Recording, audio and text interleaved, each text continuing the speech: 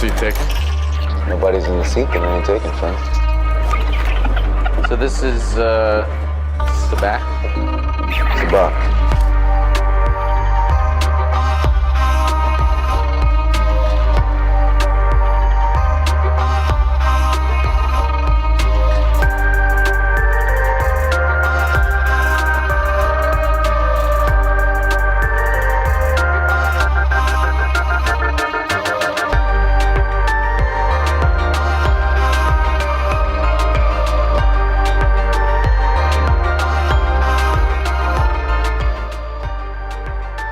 Yo, what is up, guys? Welcome back to Sabacc the Block, the official First Cut Star Wars show. We are back after a long hiatus. We have decided to return, and we are excited to return because there's a lot of good Star Wars news out in the world, and I am here to break it all down with RB3. RB3, how you feeling, man?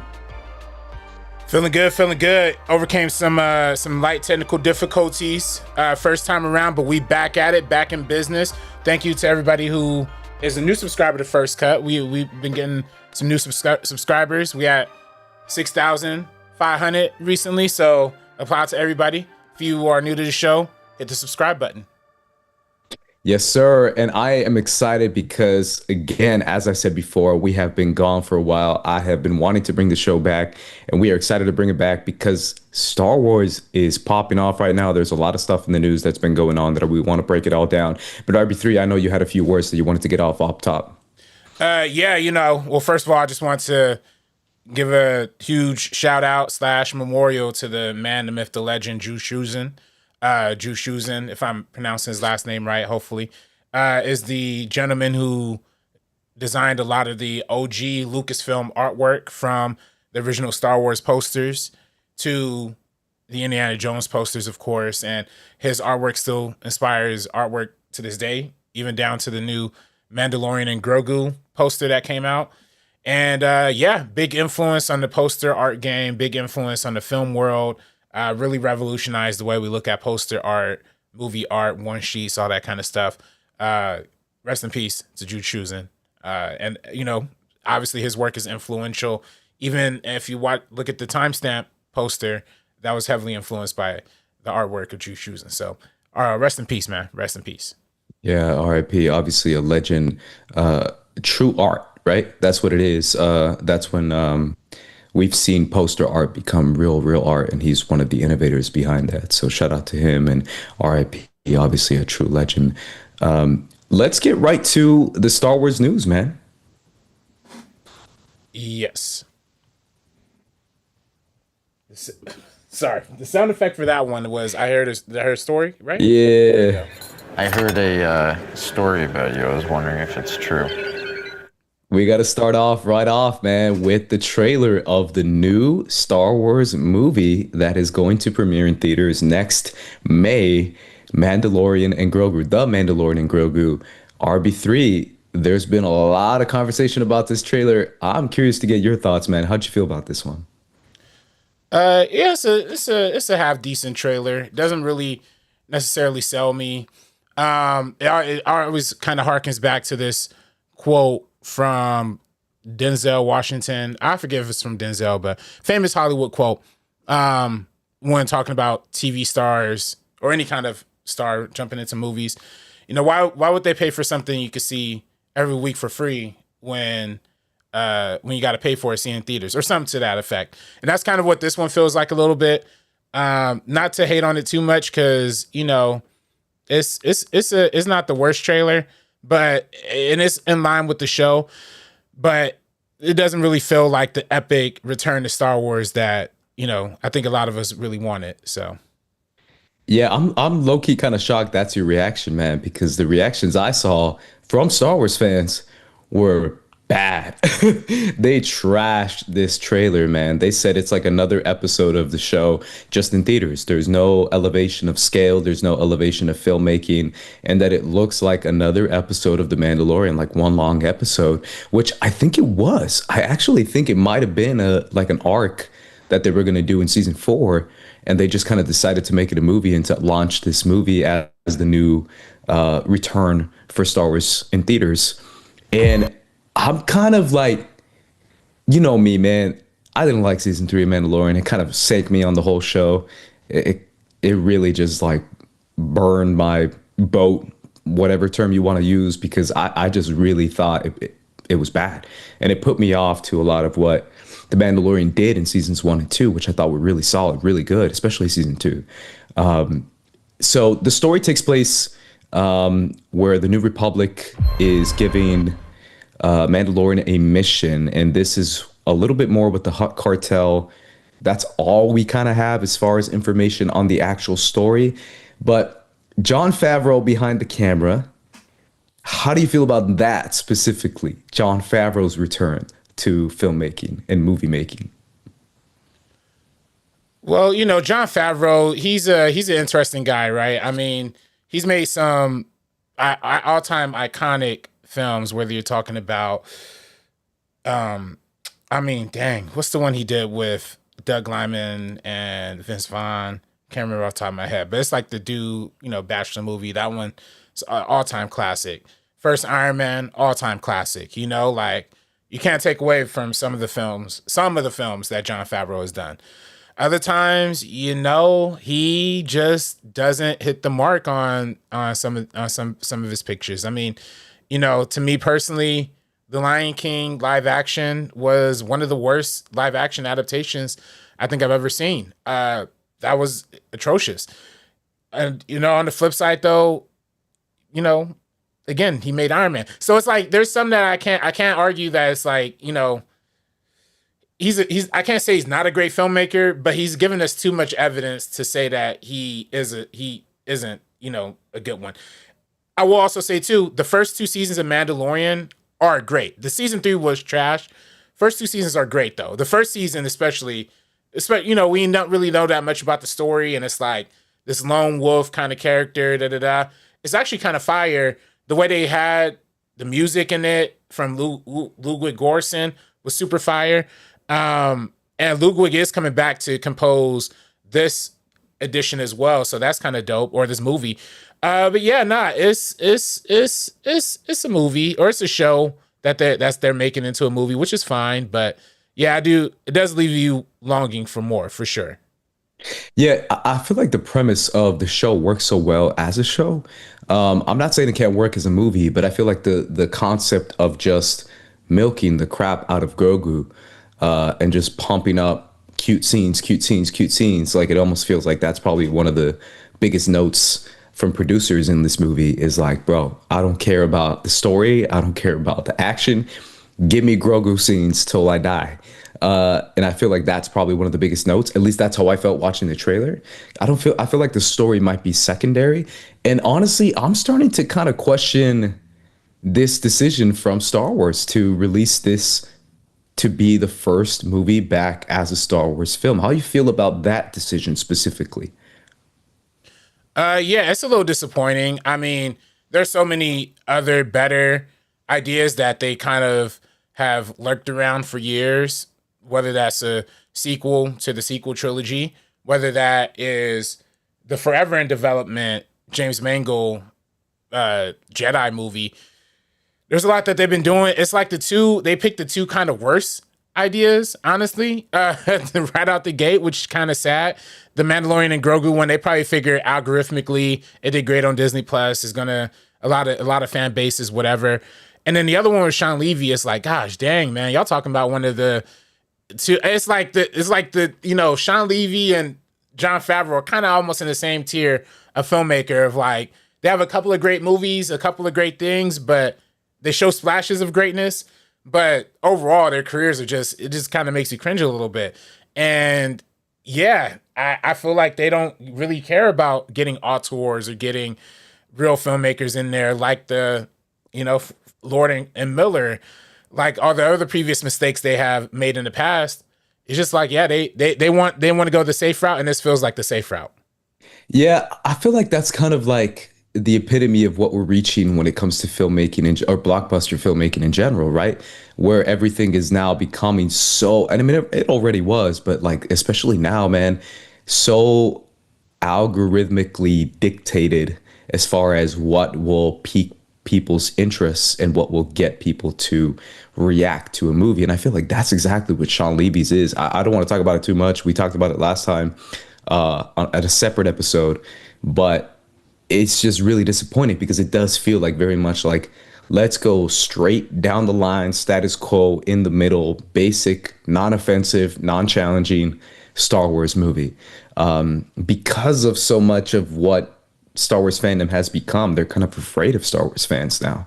And they're afraid to test them or to challenge them or to bring true art to their films, which is kind of disappointing in my opinion, especially when it comes to something like The Mandalorian and Grogu after the last season we had, which to me felt like a disservice to everything they built with season 1 and 2. I think it's disappointing. I think it's a miss. Obviously, I'm excited for the film still. I'm always going to be excited for Star Wars films, no matter what film it is. And I'm going to watch it, and I'm excited to watch it. But it still feels like the decision itself might have been a little premature, and it might have been a little reactionary, reacting to fans, reacting to negativity, and being like, all right, let's get something that most people enjoy and make that a movie. Why not? And then this is kind of what that looks like, which is that trailer, which, again, shout out to everyone working on it. Pedro, Sigourney Weaver, legend. Yeah. I love Sigourney. But at the same time, it does feel very much like it might not be enough to get audiences to really, really stay true to it and really, really have a lasting effect in theaters. So those are just my thoughts. Yeah, no, we got to see. I mean, again, the things that get me excited are Ludwig Göransson returning to the score. Is the what are you gonna say? What are you gonna say? I mean, yeah, man. I mean, the score is probably gonna be fire, but that's kind of it. I mean, well, that's kind of it. I mean, Ludwig don't miss, man. I mean, he never missed, bro. You don't have to tell me twice. I'm the biggest Ludwig fan. Yeah. But if that's all we get, I'm just like, it could have been more, man. It could have been more. I mean, I think the rumor was that it was, like you said, it was like this was the whole season, or they had wrote an arc for season 4 or something like that, and then Disney decided to make it into a movie. Same way they did with Moana 2. Same way, they're probably going to continue to do. Now, why didn't they do that with Princess and the Frog series that they were developing? Why did they turn that into a movie? I don't know. It seems like, the only POCs we could get in Disney are if they're under a mask or something. So, but yeah, they probably see the star power of Pedro Pascal. They see the Disney Plus algorithm, and they see Ludwig Göransson, and they see Jon Favreau, who's made $6 billion movies. Everything on the algorithm just looks right. So that's probably why they made this decision. But it doesn't feel right to me, and I hope it's good. The last scene at the end of the trailer with the AT-ATs looks pretty fire. So yeah, it looks a little bit like Solo in that scene, the Solo train heist. I thought that, train scene. Yeah. But I agree with you. There's some scenes that look kind of cool, and I'm sure some scenes will be really cool, especially seeing Rebels characters like Zeb. Apparently Zeb has a major role in the film, so shout out to him. Right. It's supposed to be like the Avengers of all of the Dave Filoni stuff, right? Like Ahsoka or no?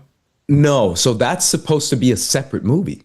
So this was announced like, I don't know how many Star Wars celebrations ago, but they announced a Dave Filoni team up Mando versus Ahsoka versus movie where it will be Ezra, Sabine, and all this. But I don't think Ezra and Sabine are in this at all. I don't think Ahsoka's in this at all. I think it's just Mando and Grogu. And then that movie will come later, directed by Dave Filoni. I think that was the pitch. I think that's supposed to be the follow-up of Ahsoka season 2, which will be Thrawn as the big bad in the movie. So Thrawn's going to come back as the big bad, and it's going to be this whole thing of Bo-Katan and them all coming in. So, but my question is, like, who does this really invigorate, like, Star Wars fandom wise? Because I feel like, Star Wars fans want to see something new. We're kind of tired of being in the same period, between, was it Revenge of the Sith and New Hope? Like, I feel like we've been mining this little time period for like forever, and I don't know. Well, this time period is not Revenge of the Sith and New Hope, though. Oh, this is what, after Return of the Jedi? Or no, this is after Return of the Jedi. Yeah. Okay, and then between it's still like between this and Force Awakens. Yeah. It's still like I think people just want to see the story move forward, and like the sequel.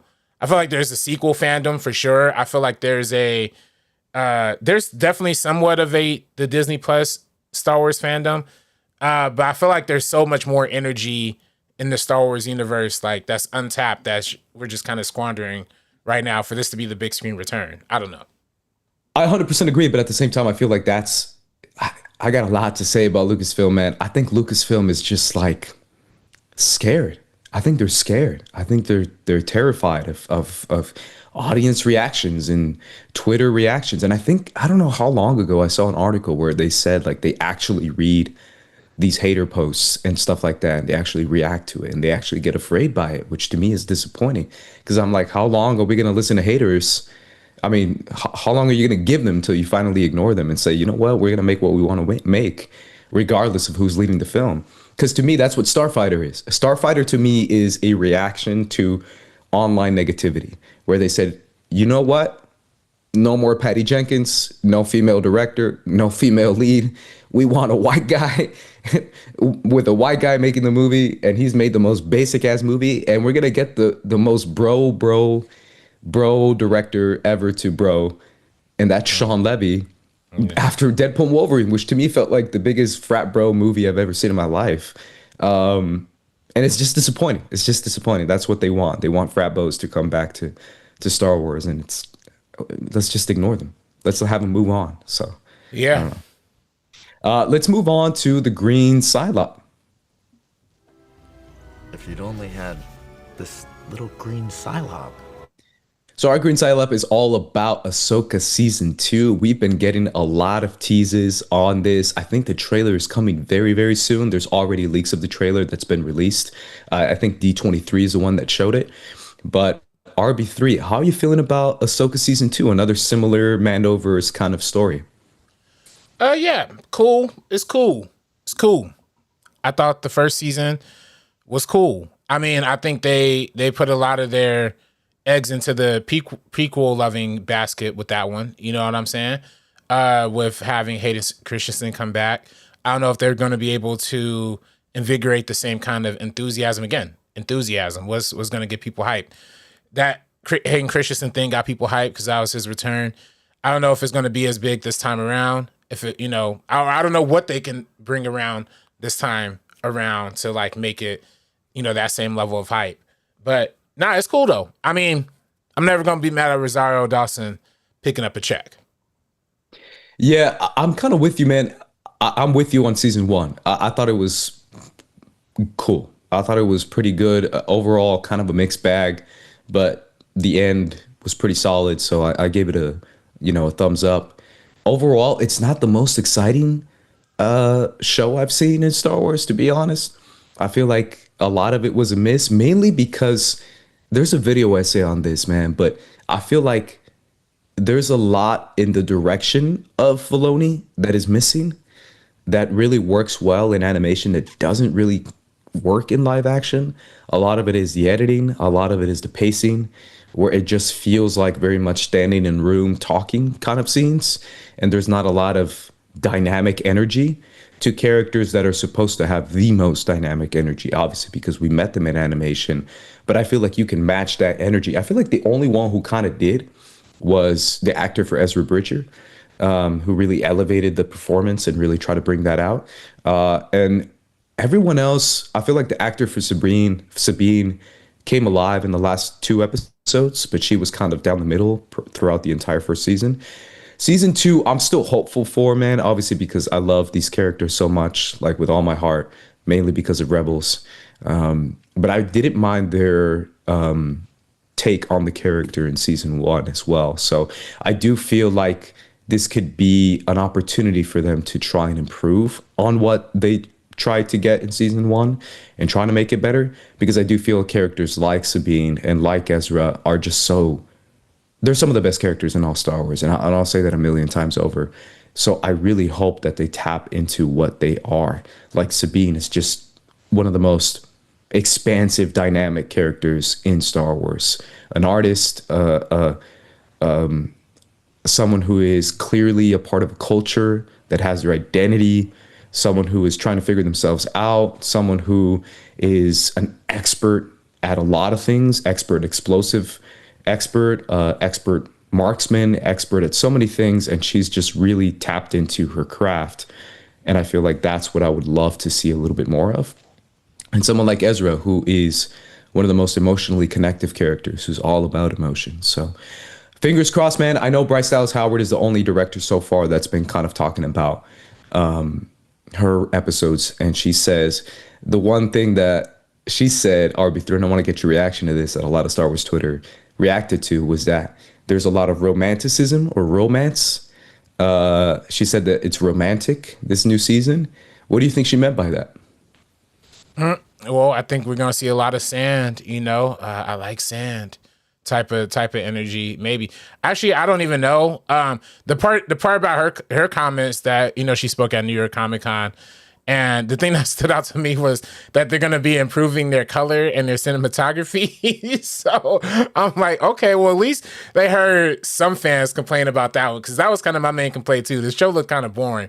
The only scenes that looked exciting were whenever it was inside of the little green freaking spear looking thing, which they had ripped off from another movie or another show too. Also, by the way, you're talking about the cast. The main actor who stood out to me the most in season 1 was, of course, rest in peace, Ray Stevenson, and his role.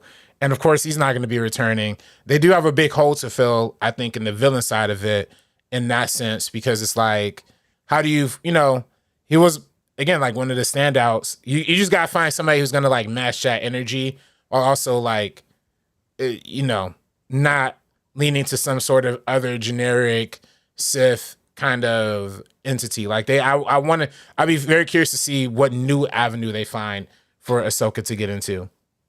Yeah, they're replacing him with a new actor. I don't know if you know that. I think you know that. So right? he's still, I didn't know that actually, but thank you. Yeah, so he's still going to be, that same character is still going to be back. Same character is back, correct, with a new actor. I forget his full name. It's Rory McCurry. Okay. He plays the Hound in Game of Thrones, a very prominent character from Game of Thrones, and they announced this back in Star Wars Celebration, and he's playing the Ray Stevenson character. So I think they really want to bring that character back and keep continuing on his story. So I'm curious to see, because Ray Stevenson's performance is really what sold the character to me, even though the character is fascinating, but the performance really helped a lot, especially like I said before, where it felt kind of wooden from other scenes and other performers, and he's the one guy who was like, I'm gonna nail this, I'm gonna get this, and he did really good job with that character. So I'm curious to see what he does with that, for sure. Yeah, for me, man, I'm hoping they tap a little bit more into what Rebels is all about and not focus too much on, and I think this is what they're gonna do, extreme deep cuts into Force lore. Like you mentioned before, the world between worlds kind of stuff, which I thought was cool. But it's like, if that's all we get, apparently we're gonna get the father, daughter, and brother, or daughter and son, and it's gonna be the dark side. It's that Clone Wars episode. I don't know if you've seen that, but I don't know if we're gonna get a literal interpretation like we had in the Clone Wars, or if it's just going to be some sort of spiritual stuff. But apparently it's going to tap into a lot of spiritual stuff, which I'm curious about, but I'm hoping we don't rely on that too much and it takes away from potentially good stories about rebellion and just standing up and finding yourself and community and all the good stuff that Rebels is about. So, yeah, I think that's the one thing where, of course, we've been spoiled with Andor being so brilliant. There's almost never going to be a Star Wars show that's going to like live up to that level, and nor do they need to. They're telling all different kind of stories, but I think Ahsoka does have the opportunity where, man, I mean, the Acolyte did such a good job of like exploring the origins of the Force and like all these new concepts and lore ideas. I feel like maybe Ahsoka season 2 is maybe a good place to maybe pick some of that stuff back up. I know it's centuries later that, Ahsoka season 2 takes place, but maybe we do get some more of that, dark energy, binary twins kind of thing. And maybe we see something like that. Maybe we see something from the video games. Maybe we see more Night Sisters, that we saw in like Jedi Fallen Order or all those. We saw it in season 1. Yeah, we saw it in season 1. So maybe hopefully we dive into some more of that. Maybe we see Sierra from those games. Maybe we see Cal Kestis. You know what I'm saying? Like, it'd be cool to kind of explore those kind of corners of the Star Wars fandom, because I also think the video game market has kind of been untapped too, right? Like, man, there's a lot of people who have nostalgia for like The Force Unleashed, you know, for all those games. Like, maybe they pull in some elements from there too. I don't know. I'm just spitballing. Maybe they do just keep it exclusively like Clone Wars cameos, Rebels kind of cameos, things like that. But I mean, I also think this is also just prime time to dig into the video game fandom as well. No, I could see that. I could definitely see Cal. I don't see any Force Unleashed, to be honest, but I could see Cal Kestis coming into the show in some capacity. I definitely don't put that past him, especially because he's been promoting the Lego Star Wars movie or Lego Star Wars series recently, and he's clearly had a good relationship with Lucasfilm, and they clearly like him a lot. So, and obviously the fandom is low key bigger in that avenue than in a lot of other Star Wars, you know, fandoms. So I could definitely see that happening for sure. But at the same time, I'm curious to see what they're going to do with Thrawn, because Thrawn to me is the biggest one, because they're trying to make him the big bad, like I said before, for that Avengers style team up movie. And I really want to see where his character goes and what he does throughout the season, because I think that was a critique that a lot of people had from the first season, was that he's not the same Thrawn that we saw in Rebels, where he did feel like a little bit more intimidating. So I'm definitely curious to see what they do with that. Something I want to talk about real quick is that the reason why I brought up the romance comment is because of Shin and Sabine. Oh yeah, yeah. I say just do it. Bro. Just pull a Korra.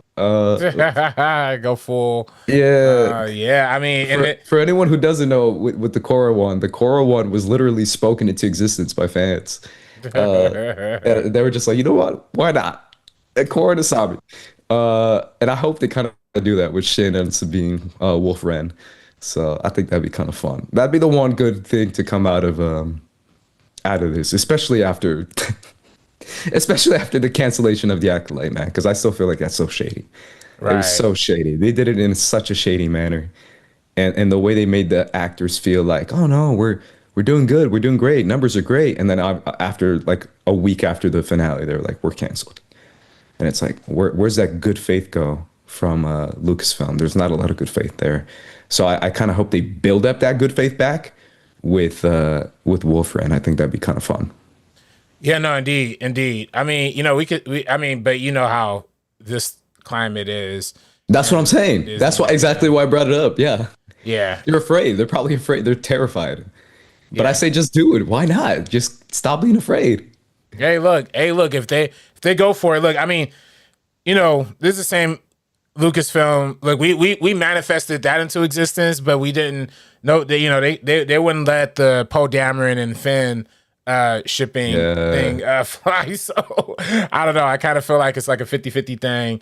Well, actually, that was you know, that's the difference between Avatar, Last Airbender, and the Star Wars fandom. Like, it's a little bit harder core, a little bit more 80s coded with Star Wars. So I don't know, you know, but hey, we'll see. I mean, hey, look, you know, freaking Hunting Wives is like the #1 show on Netflix. You know what I'm saying? Like, anything is possible. I don't know what that is, but I'll have to check it out. You haven't heard of Hunting Wives? No. Oh man, that's like, it's a crazy show with like these conservative women, like low-key MAGA women, like, you know, gun owners, all that stuff. But then there's a little community, and you know, they all married to like these redneck bums. But then they low-key, all the women are like low-key hooking up with each other. You know what I'm saying? Like, and then and then some of the husbands is like cool with it. Like, you know, if I could just watch, you know what I'm saying? It's just a crazy show. You know what I'm saying? Crazy. I don't know, man. I don't know if that's a good example. I mean, hey, look, Star Wars go anywhere. If we can have an orgy in episode 1 of Peacemaker season 2, I think anything's possible. Yeah, Peacemaker's a different level though, man. I'm definitely curious to see what they do in season 2 though. Shout out to the director. Shout out to them trying to make it a little bit more cinematic. I also heard that comment because I do feel like that's something that they can improve on. But I feel like a lot of that comes with direction and Dave Filoni. Dave Filoni, man, he's low key, you know, standing on he's sitting in the hot seat.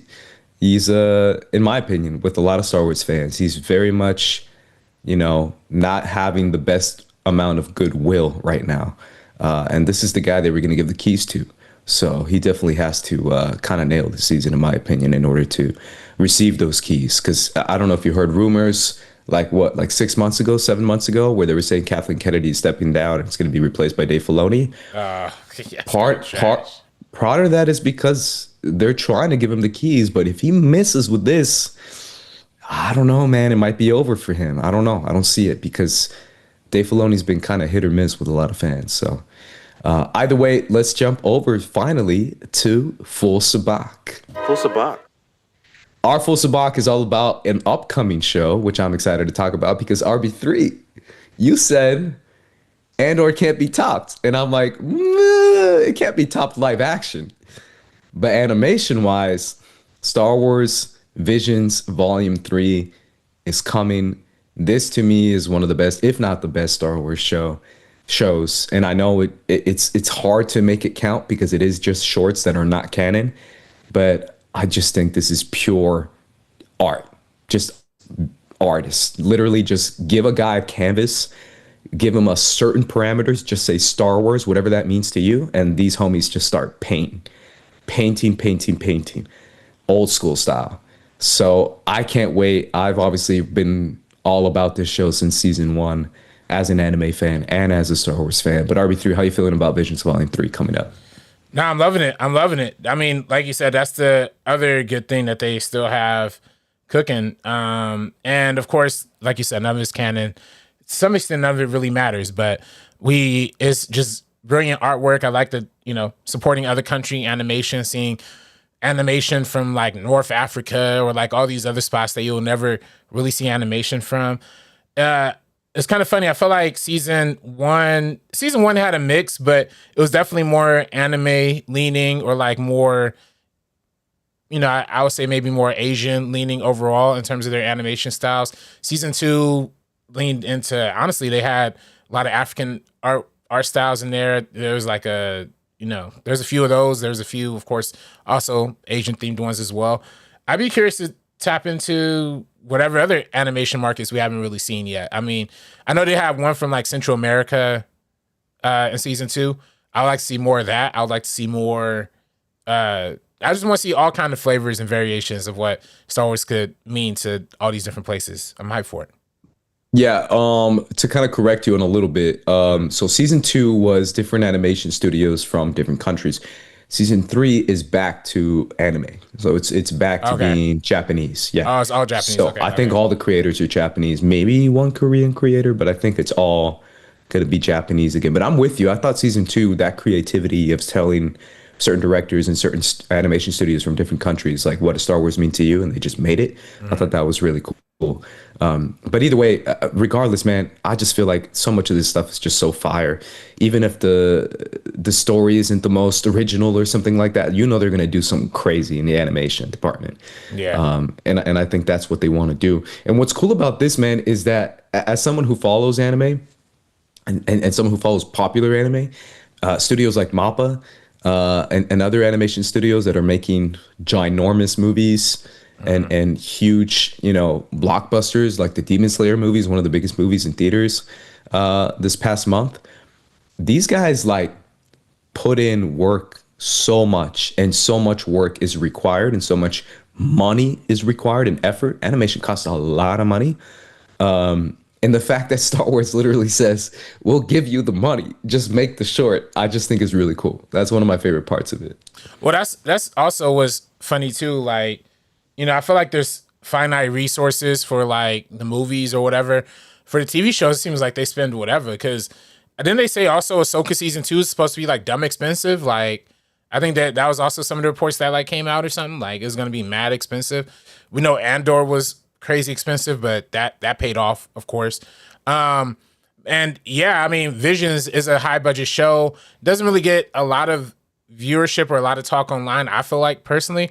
But the fans who are there. And then it was even Emmy nominated, or Emmy, I think the first season won an Emmy, if I'm not mistaken, for animated program. If it's not, it's nominated. So yeah, they're great, great storytelling, great artwork being put forward. And I feel like it's just overall good for the Star Wars catalog to have diversity like that. Some for the kids. You have animation for the kids. You have animation for the adults. You got shows for the kids, like Skeleton Crew and whatnot. But then you got shows like Andor for the adults too. So you get the full spectrum of quality.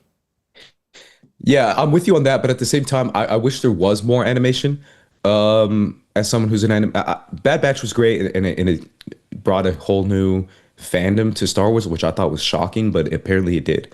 Not shocking because it was bad, but shocking because this is like a group of characters that showed up in one episode of Clone Wars. Like, I was like, that's crazy what Bad Batch was able to do. And they nailed it, man. To be honest, Bad Batch was crazy, especially that last season. I was like, damn, this is quality filmmaking, which I didn't really expect from a show like Bad Batch, but they really nailed that. But I want to see more of that. I want to see more of what they can do. Especially, I've been saying this and I've been preaching this from the mountaintop, RB3. I want a sequel trilogy animated show. It doesn't have to be Poe and Finn. It doesn't have to be Rey. But just give me a sequel trilogy timeline based animation show. And I know they tried that with Resistance, but Resistance was really, really kid centered. It was like 8 and under type stuff. I want something like you said, not necessarily for adults, but definitely a 4-quadrant all ages type stuff that's a little bit skewed more adult, because I think there's such an untapped market. And something they can do, RB3, is talk about, if they want, a little bit of the training that Leia gave to Rey, which is now become a novel. It has been announced at New York Comic Con that they're doing a Rey and Leia training novel all about between The Last Jedi and The Rise of Skywalker, all about her training arc and the training that she received from Leia and Leia's relationship with the Force, which I think is fascinating. How do you feel about this novel?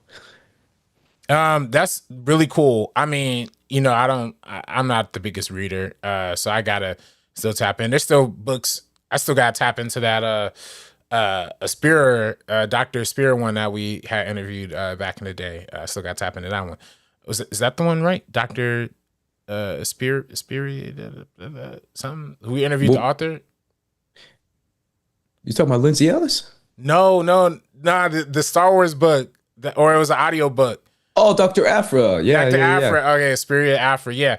Still gotta read that one too. But yeah, I gotta that's good for that. Listen, more Rey content the better. Like we need more Rey content. That's what I feel like they should just be leaning more into, is like, give us that Rey movie ASAP, because Daisy really ain't getting no younger.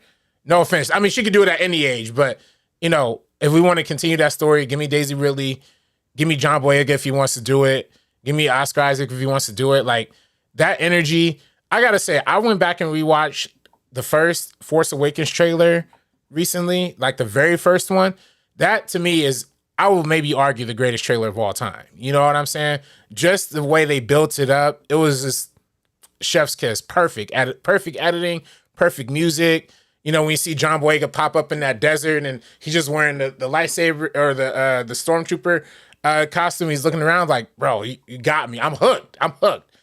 Give me more of that energy, please.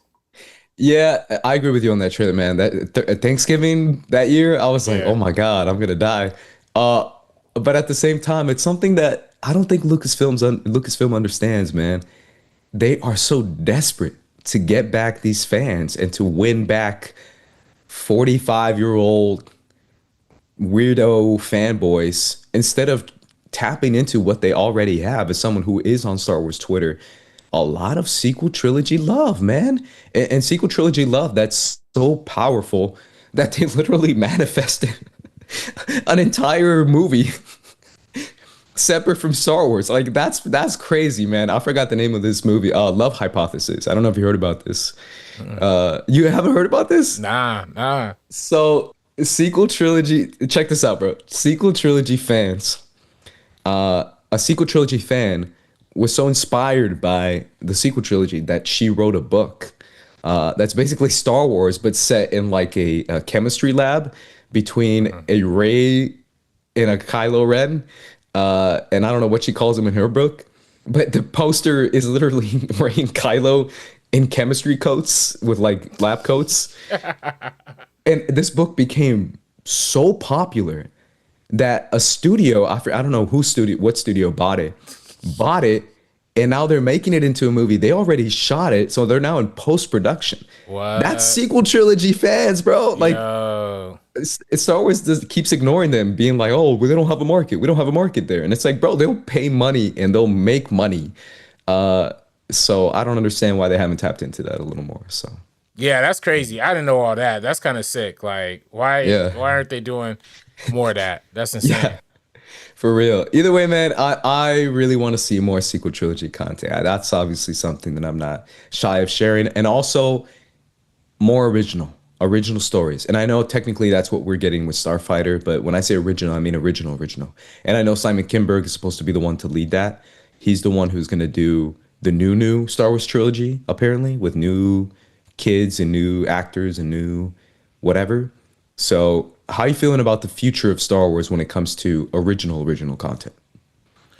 Yeah, I mean, look, I want original content. I mean, how original can you be in Star Wars, right? But I do, like, if you said it like 100 years in the future or something like that, with no Skywalkers. Now I'm with that. Like, I actually think there's a lot of opportunity for those kind of stories too. I think man, I mean, I know they'll never do it, but bring back that. Yeah, I would still want to see that Rian Johnson trilogy that, they were kind of talking about for a cool minute. I would like to see that kind of be executed on that level. But yeah, I think, it depends on the story. It also depends on the director too. Like James Mangold, like, I don't really care about a Jedi story set thousands of years in the past, or the first Jedi or whatever. But I do care because it's James Mangold, and Logan is masterpiece, and he's made a lot of great movies. If you had like Steven Spielberg come up to Lucasfilm and being like, yo, I want to make something, sure. But, if it's like an original story and then Lucasfilm got their hands all up in the cookie jar and it ends up being muddled down or watered down, then it's like, I'm kind of cool off that. Especially knowing what they did to the Acolyte and all the other original stories that kind of come out recently. They just kind of shelf them. But, Yeah, it's Simon Kinberg, by the way. Like, he's directing it. Like, he's not just producing. He's directing. Wait, so he's directing. It's supposed to happen. I mean, obviously this stuff gets announced. You never know. It's a Simon Kinberg original trilogy, apparently having nothing to do with any characters that we know of. Like a whole new original trilogy. I'm still not the most mad at that. Simon Kinberg directing also kind of scares me a little bit too. Just because Dark Phoenix is the only movie he's made. Yeah, and I don't even think that was his fault. I think the studio was going through all those transitions and being bought by Disney. So he does deserve a second chance. But that's a big second chance. Yeah, I was gonna say, do an indie movie or something first. Maybe a couple indies. Maybe. Welcome to Hollywood, bro. Yeah, you just fell upwards. Fell up, bro. Yeah. Hey, you a white guy with some good friends. You're gonna make it. Yeah. Even if you make Dark Phoenix. One of the worst movies, or one of the worst superhero movies that a lot of people don't like. It's got like 2 cool scenes though. Yeah. But other than that, it's not great. And it really wasn't his fault. Like that's true. Disney bought Fox. He does deserve a second chance. Yeah. Disney bought Fox and ended up chopping it up. So he does deserve a second chance. But yeah, man, thanks for everybody. I mean, I just want to quickly shout out Robert Makes the Mark, not me, but Robert Makes the Cut, who commented, hey everybody, thank you for tapping in. A few viewers who are watching. If you're watching this on the replay, tap in with us. We're going to be live every week. Every Thursday?